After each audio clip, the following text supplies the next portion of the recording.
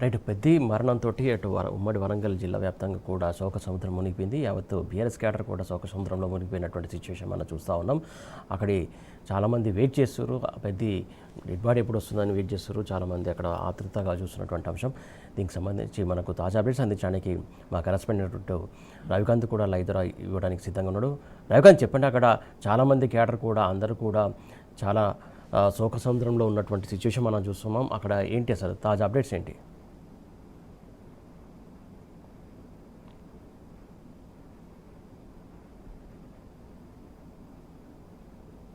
తెలంగాణ ఉద్యమకారులంతా కూడా ఆయనతో ఉన్నటువంటి జ్ఞాపకాలు 2001 నుంచి ఆయన టీఆర్ఎస్లో ఆనాటి టీఆర్ఎస్లో కొనసాగుతూ ఏ విధమైనటువంటి ఉద్యమాలు చేశాడు. 2009 తర్వాత ఉద్యమం తీవ్ర రూపం దాల్చినటువంటి క్రమంలో పెద్ది సుదర్శన్ రెడ్డి పాత్రను, ఉద్యమంలో ఆయన చేసినటువంటి కృషి గురించి నెమరు వేసుకుంటున్నటువంటి సందర్భం మనకు కనిపిస్తూ ఉంది. పెద్ది సుదర్శన్ రెడ్డితో వ్యక్తిగతంగా ఒక్కొక్కరికి ఉన్నటువంటి అనుబంధాన్ని కూడా గుర్తు చేసుకుంటున్నారు. ఎట్లానైనా పెద్ది సుదర్శన్ రెడ్డి బతికి మళ్ళీ వరంగల్ జిల్లాకు వస్తాడనుకున్నటువంటి ఆయన అభిమానులకు ఒక శోక సంద్రంలో మునిగిపోయినటువంటి వార్తగా మనం చెప్పాల్సి ఉంటుంది. కాసేపట్లోనే ఆయన పార్థివ దేహం హన్మకొండ జిల్లా కేంద్రంలోని అమరవీరుల స్తూపం దగ్గరికి చేరుకుంటుంది. పెద్ద సంఖ్యలో బీఆర్ఎస్ శ్రేణులు, ఆయన అభిమానులు, తెలంగాణ ఉద్యమకారులంతా చేరుకుంటున్నారు. ప్రస్తుతం మనతో పాటు వినయ్ భాస్కర్ గారు ఉన్నారు. మీ ఉద్యమ సహచరుడు, మీరు 2 కళ్ళలా ఇద్దరు ఉద్యమాన్ని నడిపించినటువంటి తీరు అవన్నీ గుర్తు చేసుకుంటే ఏమనిపిస్తుంది? పెద్ది సుదర్శన్ రెడ్డి గారు ఎట్లా అయినా బతికొస్తారు, 6 రోజులు మృత్యుతో పోరాడారు, ఇంకో 2 రోజుల్లో వస్తారని అంతా అనుకున్నారు. ఈ క్రమంలో ఇలాంటి వార్త ఏ విధంగా అనిపిస్తుంది వినయ్ భాస్కర్ గారు? 6 రోజుల క్రితము వారికి తీవ్ర అనారోగ్యం అయినప్పుడు ఈ సమాచారం అందుకొని మరి కేటీఆర్ గారు, హరీష్ రావు గారు వెనువెంటనే వరంగల్ రావటం, ఇక్కడి నుంచి మరి హైదరాబాద్ కూడా మెరుగైనటువంటి వైద్య సేవలు అందించాలని చెప్పి ఒక దృఢమైనటువంటి లక్ష్యంతో వారు మరి పోవడం జరిగింది. అక్కడి నుంచి కూడా కేసీఆర్ గారు వైద్యులతో పాటు మరి మెరుగైనటువంటి వైద్య సేవలు అందియాలని చెప్పి అమెరికాలో ఉన్నటువంటి డాక్టర్స్తో నిన్నటి వరకు కూడా మరి చివరి ప్రయత్నంగా మరి పార్టీ పరంగా మరి ప్రయత్నం చేయడం జరిగింది. కానీ దురదృష్టవశాత్తు వారి లేని లోటు మాకెంతో బాధాకరం. మాకే కాదు మరి నర్సంపేట ప్రజలకు, బీఆర్ఎస్ పార్టీ శ్రేణులకు కూడా తీరని లోటుగా మేము భావిస్తున్నాం.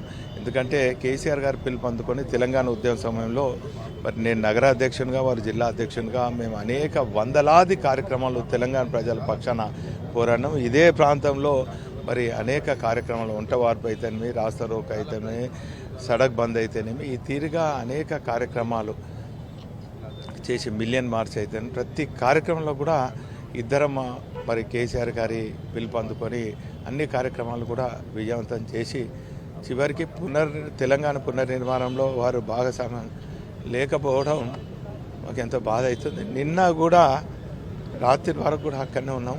కానీ ఏదో మెరకిల్ జరుగుతుంది, వారు బతుకుతాడని, బతకాలని చెప్పి ఆ భగవంతుని కూడా కోరుకోవడం జరిగింది.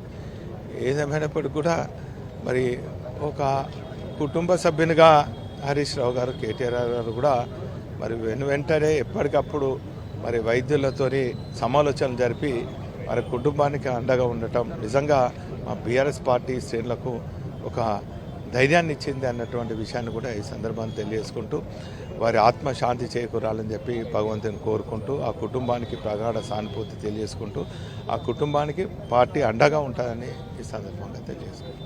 ఆదివారం నుంచి ఎవ్రీ మినిట్ మీరు కూడా మానిటర్ చేస్తూ వచ్చారు 6 రోజుల పాటు. నిన్న కూడా మీరు వెళ్ళినటువంటి క్రమంలో వాళ్ళ కుటుంబ సభ్యులతో మాట్లాడినప్పుడు కావచ్చు, డాక్టర్లతో మాట్లాడినప్పుడు కావచ్చు, ఇలాంటి విషయాలు విన్నారు. బతికొస్తాడని అనుకున్నారా? డాక్టర్ల మాటలు ఏ విధంగా ఉన్నాయి? డాక్టర్లు కొంత 2 డేస్ నుంచి ఆశ లేవన్నారు. కానీ వారి కుటుంబ సభ్యులతో చర్చించిన తర్వాత మరి ఏదో ఒక ఆశ అయితే వ్యక్తిగతంగా వారి సతీమణితో మాట్లాడిన తర్వాత వారి కుటుంబ సభ్యులతో ఎక్కడో ఒక ఆశ ఉండే ఖచ్చితంగా బతుకుతారు, మరి ఖచ్చితంగా కొన్ని నెలల తర్వాత అయినా కూడా వారు ఆరోగ్యవంతులు అవుతారనే ఆశ ఉండే. కానీ భగవంతుడు మా ఆశను నిరాశ చేసిండు. ఏదేమైనప్పటికీ కూడా ఆ కుటుంబానికి పార్టీ పరంగా మేము ఖచ్చితంగా అండగా ఉంటాం. మరి గత 5-6 రోజుల నుంచి రోజు నిత్యం వారి ఆరోగ్య శ్రేయస్ కోసము కేసీఆర్ గారు, కేటీఆర్ గారు, హరీష్ రావు గారు, పార్టీ శ్రేణులందరం, నాయకులందరం కూడా వారికి అండగా ఉండటం జరిగింది.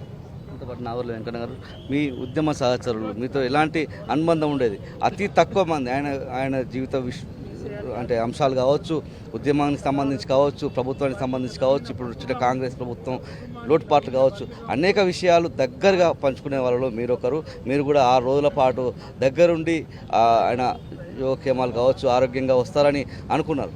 ఈ క్రమంలో ఇలాంటి వార్త వినడం ఎట్లా ఉంది? పెద్ది మరణం అనేది ఈరోజు మాకు మా పార్టీకి ఒక దురదృష్టకరమైనటువంటి రోజు. నాకు పెద్దితో అనుబంధం 2001 నుంచి. ఆయన జడ్పీటీసీ 2001 అయిన తర్వాత, ఫ్లోర్ లీడర్ అయిన తర్వాత, ఆ తర్వాత ఉద్యమాలలో అనేక ఉద్యమాలు కలిసి పనిచేసిన సందర్భం.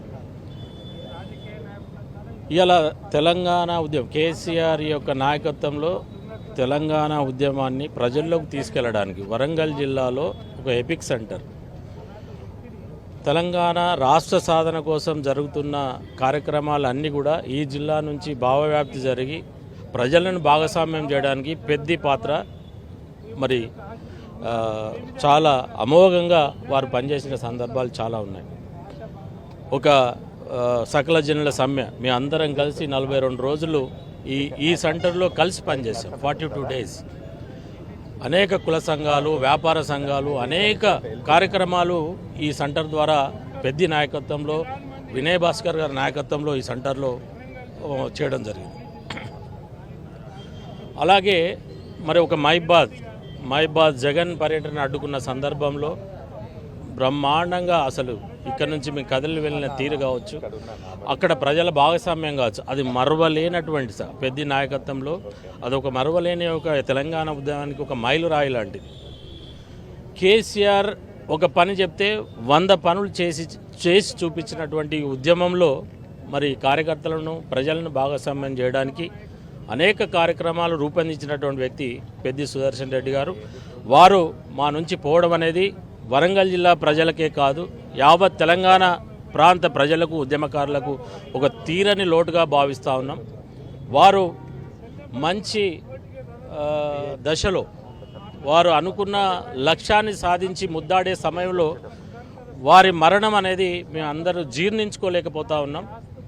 ఒక చిన్న ఏజ్లో, ఒక 54 సంవత్సరాల ఏజ్లో ఇంకా రాజకీయంగా అనేక భవిష్యత్తు ఉన్నటువంటి నాయకుడు, తెలంగాణ ప్రాంతం పట్ల కావచ్చు, వరంగల్ ప్రాంత అభివృద్ధి పట్ల కావచ్చు పూర్తి అవగాహన ఉన్నటువంటి వ్యక్తి, ఒక పేద ప్రజల కోసం పనిచేసినటువంటి వ్యక్తి, కార్యకర్తల కోసం నిరంతరంగా కృషి చేసిన, కష్టాలలో పాల్పంచుకున్నటువంటి వ్యక్తి ఈరోజు మా మధ్య నుంచి వెళ్ళిపోవడం అనేది మేము అందరం జీర్ణించుకోలేకపోతున్నాం. తప్పకుండా వారి ఆత్మకు శాంతి చేకూర్చాలని ఆ భగవంతుని ప్రార్థిస్తున్నాం. వారి కుటుంబ సభ్యులందరూ కూడా ప్రగాఢ సానుభూతిని తెలియజేస్తూ ఉన్నాం. పెద్ది యొక్క ఆశయ సాధన కోసం మీ అందరం కూడా కృషి చేస్తాం. వారు ఏదైతే కలలు కన్నారో ఆ కళల కోసం మీ అందరం కలిసికట్టుగా పనిచేసి ఆ కళను సాధించే వరకు వారి వెంట ఉంటామనే విషయాన్ని ఈ సందర్భంగా తెలియజేస్తాం. శంకర్ నాయక్ గారు, ఆయనతో మీకున్న అనుబంధం, పెద్ది సుదర్శన్ రెడ్డి గారితో మీరిద్దరూ కలిసి ఉద్యమం నుంచి కలిసి పనిచేశారు, తర్వాత బీఆర్ఎస్ ప్రభుత్వంలో కూడా కలిసి పనిచేశారు. ఏదున్నా మీతో కూడా షేర్ చేసుకునే అనుబంధం ఉన్నటువంటి సందర్భం. ఆయన మరణాన్ని ఏ విధంగా తట్టుకోలేకుంటున్నటువంటి పరిస్థితి. నర్సంపేటకు మీ నియోజకవర్గానికి అత్యంత దగ్గరగా ఉంటుంది. దాంతోపాటు మానుకోట ఉద్యమాన్ని కూడా, మానుకోట రాళ్లకు సంబంధించినటువంటి ఆ సందర్భాన్ని కూడా గుర్తు చేసుకోవాల్సిన పరిస్థితి. చాలా బాధాకరం. ఒక కుటుంబ సభ్యుడు, పార్టీ అంటే ఆయనకు ప్రాణం, కేసీఆర్ అంటే ప్రాణం. ఇద్దరం కలిసి రైల్వే కేసులో 4 సంవత్సరాలు నడిచాము, కాజీపేట్ రైల్వే కేసులో. ఇవాళ యావత్తు తెలంగాణ ప్రజలు బాధపడుతున్నాం. ఇలా ఇది నిజమా అని చెప్పేసి ప్రజలు చాలా బాధపడుతున్నారు. ఉద్యమంలో కలిసి పనిచేసాం. అలాగే మహబాద్ సంఘటన కూడా అసలు కనివిని ఎరగని సంఘటన. ఈ సెంటర్లో కూడా పోలీసులు ఎంతోమంది వారికి కొట్టినా కూడా. ఇంకో ముఖ్యమైన విషయం అంటే దీనికి ఆయన చనిపోవడానికి కారణం ప్రభుత్వం కూడా పాత్ర పోషించింది. మొన్ననే 2 కేసులు, సివిల్ సప్లై ఒకటి, వేరే కేసు ఉండే గన్మ్యాన్ తీసేయడం, అలాగే వెపన్ లైసెన్స్ కూడా రద్దు చేయడం.